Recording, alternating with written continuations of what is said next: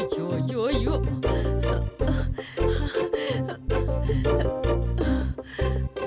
అయ్యో అయ్యో అయ్యో దానికేదో తెలిసింది నాన్న. అందుకే రేపు మనం షాక్ అయ్యే న్యూస్ చెప్తాను అంది. అయ్యో మనం ఊహించని ట్విస్ట్ ఇస్తానని చెప్పిందిరా. ముఖ్యంగా నాకు సంబంధించిన రహస్యాన్ని బయట పెడతానంటోంది. కొంపదీసి నేను మల్లీశ్వర కాదన్న విషయం తెలిసిపోయిందంటావా? అయ్యో నాకు అదే డౌట్ గా ఉంది నాన్న. అమ్మా అదే జరిగితే ఆ రాజశేఖరం గాడు నన్ను తలకిందులుగా వేలాడదీస్తాడమ్మా. నన్ను ఊరంతా పరిగెట్టించి పరిగెట్టించి కొడతాడు నాన్న. అమ్మా వాడు నిన్ను కొడితే నేను ఊరుకుంటానేంటి? మరి నిన్ను కొడితే నేను ఊరుకుంటానా నాన్న? అది సరేగానమ్మా. అసలు ఆ మధు ఏం తెలుసుకుందో మనం ఎలా తెలుసుకోవడం? అది చెప్పదు కదా నాన్న. అమ్మా నిన్న రాత్రి మా ఇంట్లో దొంగ పడినప్పుడు ఆ హడావిల్లో నేను ఆ దొంగతో ఫైటింగ్ చేశాను కదా, అప్పుడు నా విగ్గు ఊడిపోవడం అదేమన్నా చూసిందా? చిచిచి అదేం లేదు నాన్న. అంటే అమ్మా మొన్న మహిళా మండలి వాళ్ళు నాకు సన్మానం చేసినప్పుడు నా చీర గాని జాకెట్ గాని జారి అంటే అమ్మా నేను మగాణ్ణి కదా, కొంపదీసి ఆ మ్యాటర్ ఏమన్నా దానికి తెలిసే అవకాశం ఉందేమోనని. అయ్యో అదేం లేదురా. మరెందుకమ్మా అంత సీరియస్ అయింది? ఎందుకు ఇండైరెక్ట్ గా మనకి వార్నింగ్ ఇచ్చింది? అయ్యో ఒరే ఓసారి బయటికెళ్ళి చూద్దాం పదరా. ఆ మధు ఏం చేస్తుందో తెలుసుకుందాం. పదం పద.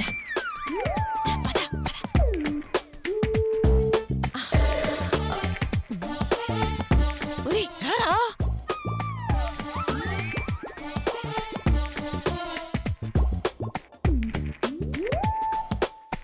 హలో రాజశేఖర్ గారా అండి?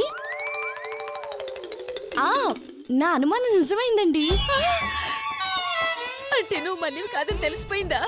చెప్పాల్సినవన్నీ చెప్పొచ్చానండి. అంటే పోలీసులు కంప్లైంట్ ఇచ్చే ఉంటుందంటావా అమ్మా? ఎంత ఖర్చైనా పర్వాలేదండి, అనుకున్నది మాత్రం చేసి తీరాలండి. అదేంటో చెప్పకుండా రెచ్చిపోతుంది నాన్న. మన నలుగురికి తెలిస్తే ఎలా అండి? ఊరందరినీ పిలుద్దామండి. ఇంతకు ముందు ఎవ్వరూ చేయనంతగా భారీగా చేస్తానండి. అంటే అమ్మా అందరి ముందు భారీగా అవమానిస్తానంటోందమ్మా. నేనిచ్చే ట్విస్ట్ కి అనసూయ గారు షాక్ అవుతారులేండి. కన్ఫర్మ్ నాన్న, దానికి తెలిసిపోయిందిరా. నేనిచ్చే ట్విస్ట్ కి చైతన్యకి పిచ్చెక్కిపోతుందండి. అమ్మా ఇంత త్వరగా నేను బుక్ అయిపోతాను అనుకోలేదమ్మా. కత్తి మాత్రం మర్చిపోకుండా పంపించండి. ఒక్క దెబ్బకి ముక్కలు ముక్కలు అయిపోవాలి.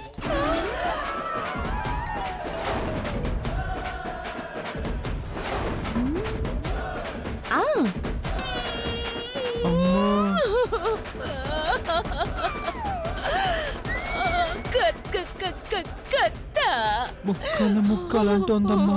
అంటే ఆల్రెడీ శిక్ష కూడా అదే డిసైడ్ చేసేసిందమ్మా. అవునా, ముక్కలు ముక్కలు చేస్తానంటోంది.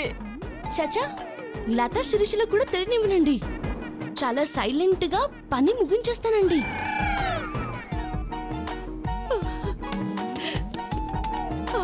అమ్మా చివరికి దీని చేతిలో చావాల్సి వస్తుందమ్మా. అయ్యో తెల్లవారే లోపు మనం ఎటైనా పారిపోదాం నాన్న. నేనుండగా ఎక్కడికెళ్తారు? తెల్లవారే లోపు ఇంటి నిండా నేను పిలిపించిన మనుషులే ఉంటారండి.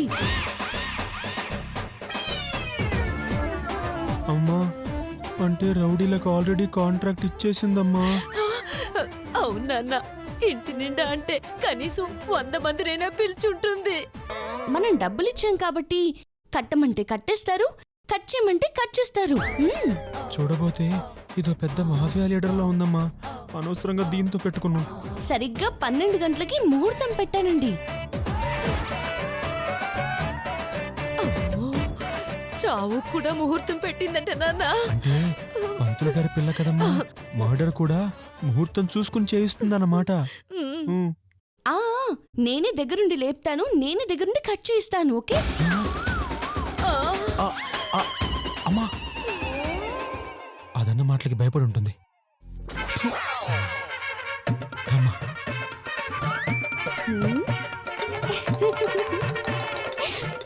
పాపం నా మాటలు విని ఖచ్చితంగా భయపడి ఉంటారు.